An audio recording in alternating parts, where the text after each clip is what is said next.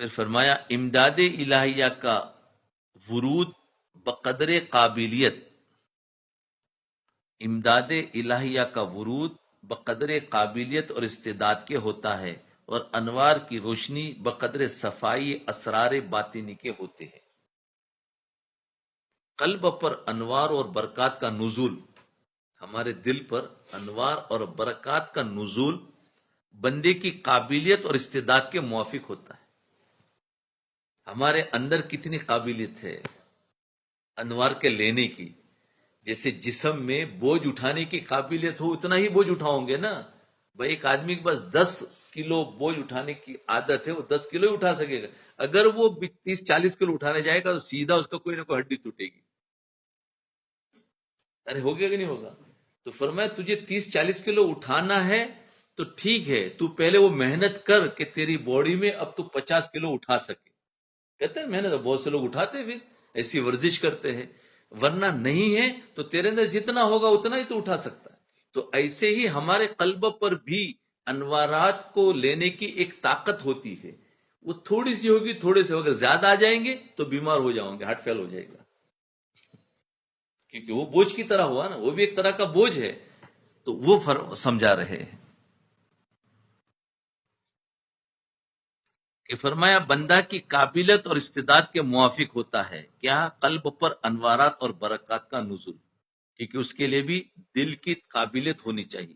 اگر اس بندے کی قابلیت کامل ہے اور اپنے اوراد میں اس کو پوری مستعدی ہے کہ دل کو خطرات اور اغیار و قدورات سے پاک رکھتا ہے، یعنی کوئی وساوس نہیں لاتا، اور طہارت ظاہری پر بڑی مداوت ہے، یعنی طہارت ظاہری یعنی ہمیشہ پاک رہتا ہے، اس پر ہمیشگی ہے کہ صحیح کرتا ہے، اور اوراد اور معمولات کا پورا پابند ہے، تو واردات اور انوار و برکات بھی اسی درجے کے نازل ہوں۔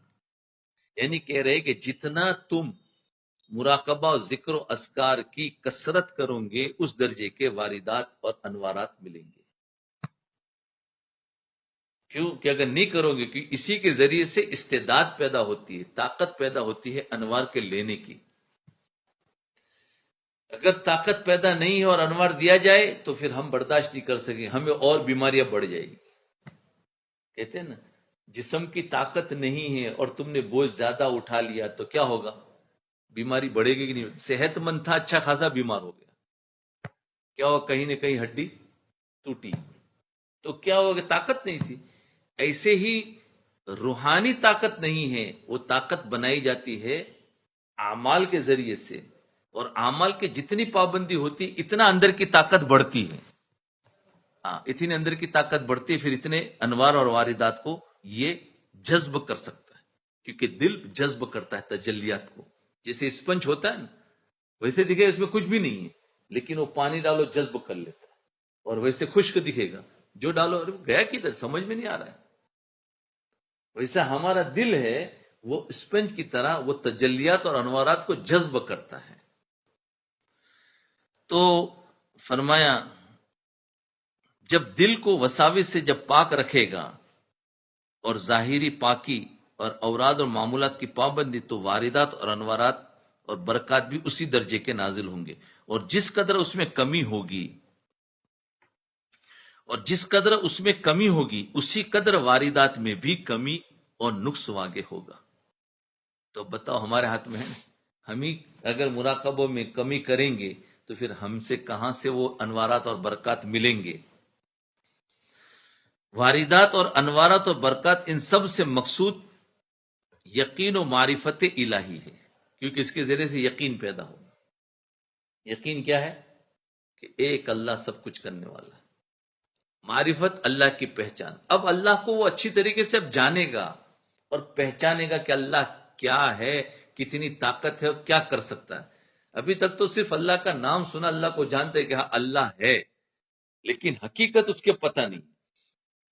تو فرمایا اس کے بعد یقین اور معرفت الہی اس کا مقصود، اور یقین اور معرفت کے انوار کی روشنی باطن اور لطائف کی صفائی کے موافق ہے۔ یقین اور اللہ کی معرفت کی جو روشنی ہے وہ ہمارے دل کے برتن کی صفائی پر ہے۔ دل کا برتن صاف ہوگا اتنی معرفت ملے گی۔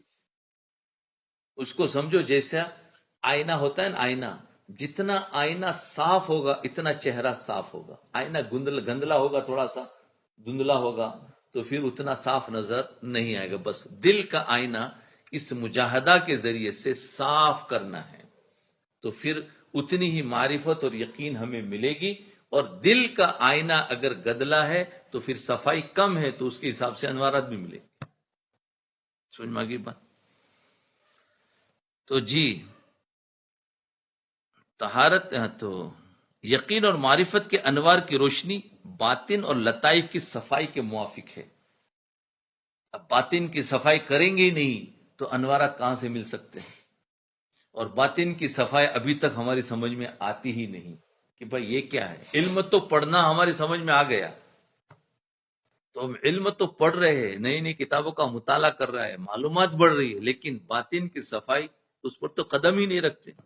اور باطن کی صفائی ظاہری اوراد کی مداومت پر موقوف ہے. باطن کی صفائی چاہیے تو جو مراقبہ دیا ہے اسی پر سے باطن کی صفائی ہوگی. اگر وہ نہیں کریں گے تو باطن کی صفائی نہیں ہوگی. یعنی شیخ کے بتائے ہوئے معمول اور اللہ تعالیٰ کے جو احکامات ہیں، فرائض اور واجبات، اس کی پابندی کے ساتھ میں باطن کی صفائی ہوگی. اب وہ تو کرنا نہیں ہے تو پھر باطن کی صفائی کیسے ہوگی؟ پس بندہ کو اپنے معمولات ظاہرہ اور طہارت کی مداومت میں صحیح بلیغ کرنا چاہیے اور اسی کو اہم اور ضروری جانے. بس آج اسی پر رکھے، کہ ٹائم ہمارا ہو گیا. اللہ تعالی ہم سب کو سمجھا دے. بات تو بہت تھوڑی بھاری تھی، بہت آسان کر کے سمجھانے کی کوشش کی ہے. بس خلاصہ یہ ہے کہ دیکھو جتنا ہم مراقبہ اور معمولات کو پورا کریں گے اتنی ہماری اندر کی باطن کی صفائی ہوگی، اور جتنی باطن کی صفائی ہوگی اتنی اللہ کی طرف سے انوارات ملیں گے، اور جتنے انوارات ملیں گے اس کے بعد پھر ہمیں گناہ سمجھ میں آئے گا اور گناہ سے بچنے کی کوشش کریں. ورنہ ابھی تک ہم گناہ کو گناہ ہی نہیں سمجھ رہے ہیں اور زندگی ہماری چل رہی ہے.